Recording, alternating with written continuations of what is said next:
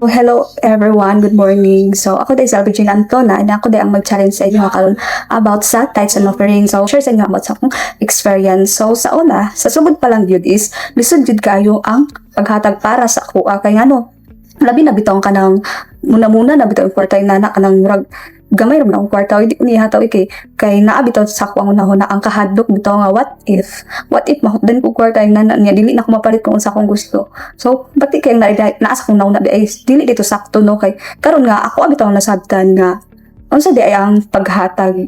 So ang paghatag di ay is dili di na kanang kuan bitaw sa tuwa kanang wala di mawala bitaw sa tuwa madungagan pa kay true sa paghatag is diha bitaw diha malipay bitaw si Lord kanang diha bitaw kanang magkuan bitaw magtudlo bitaw sa tuwa nga kanang pero sa paghatag ay nagtudlo sa tuwa og pagsalig nato diha kay Lord kay once gani nga kuan gani kay kung mahutdan tay nana for example man kuan kanang dili bitaw ta mabala ka kay naatay pagsalig diha kay Lord nga siya ang mag-provide sa ato ang panginahanglan. So kanali akong naanohan karon so diri nato makuan ba kung unsa day ang tithes and offerings. So ang tithes is mao na siya ang 10% sa imuhang income sa imong kinitaan or sa imong allowance or sa na imong panginabuhian dara. So ihatog nato na diha para kay Lord no dili bitaw kanang kinahanglan lang ni but mao ni siya ang nag-act bitaw nga sa ato ang paghana sa obedience o kuan kanang pagsalig nato diha kay Lord no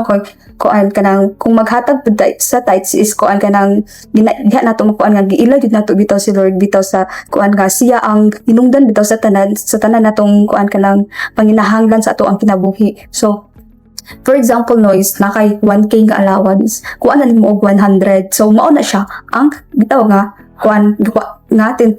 Ang 10% is imo ang ihatag para diha kay Lord. So, nganong 10% man. So, ang 10% is mao na siya ang nagpasabot bitaw nga kuan nga imuha yung giuna bitaw si Lord bitaw sa tibuok natong kinabuhi bitaw. Dili bitaw nga paghatag lang nga kuan kana paghatag para diha kay Lord nga sobra-sobra lang dili na siya pwede. Ato ang naon nga kuan ka nang salig lang nato tanan kay Lord tapos kuan ka nang salig na siya tanan nga siya ang nag-provide sa tanan natong panginahanglan na dili ta magkarisod no kay giun naman nato si Lord. So dili nato makita sa Panultihon 3 verse 9 ba nga ang ingon diri kay kuan pasidunggi ang Ginoo pinaagi sa paghalad kaniya sa labing maayong abot sa imong yuta. Kinahanglan kung unsa di ang maabot di sa tong yuta di kinahanglan pasidunggan din nato si Lord kinahanglan nato magahingud ta nga para diha sa iyahan no dili kay kuan nga imara po ipasalamat dog bisag kita magpasalamat jud ta kay kuan maayo tong ani nana tapos ato agin ang kuan og para diha kay Lord. Tapos so unsa di ang offering. So di ba ang tithes is fixed siya sa kuan kanang nga 10%. Dayon ang offering is kuan kanang bitaw it depends on you bitaw nga pila imong ihatag bitaw nga kuan kanang sa imuha yung kagustuhan kanang kinasing-kasing wholeheartedly gid ang imuha paghatag para diha kay Lord. So dili kanang pinugos dili pinuhos no dili na siya pwede no. Kaya ang offering is kuan na siya kanang usa bitaw na siya kanang nagpasalamat bitaw kang sa gugma o kuan kanang sa gugma nga diha kay Lord bitaw. Tapos dili na to makita sa kuan basa 2 Corinto 9:7 busa kinahanglan nga maghatag ang matag usa sumala sa iyang gusto ug dili magsubo o maghuna-huna nga gipugos siya kay ang Dios nahigugma sa malipayong paghatag. O dili nato makita bang kinahanglan di ay malipayon ta sa paghatag para di kay Lord. Dili di ay kanang nagmugtok ka dito kay wala na kay kwarta imo pa yung ihatag.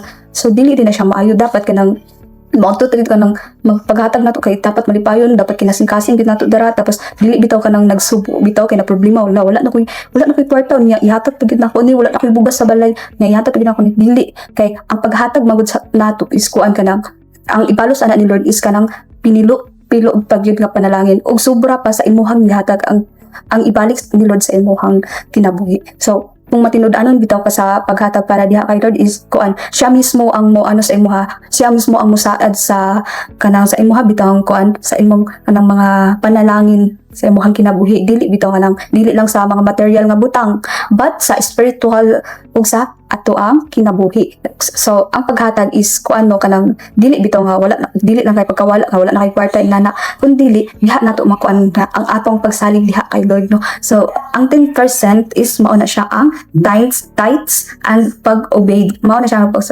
pag-obedience. Tapos ang offering is mao na siya ang kuan bitaw gugma bitaw pagpasalamat nato diha kay Lord. Tapos kung faithful bitaw ka, kung faithful ta kang Lord, is siya faithful sa to mao na siya nga dapat wholeheartedly atong paghatag kay Lord, dili pinugos, dili ta magmugot, dapat happy aron si Lord is malipay pud magtan-aw sa to. Mao na to everyone, thank you.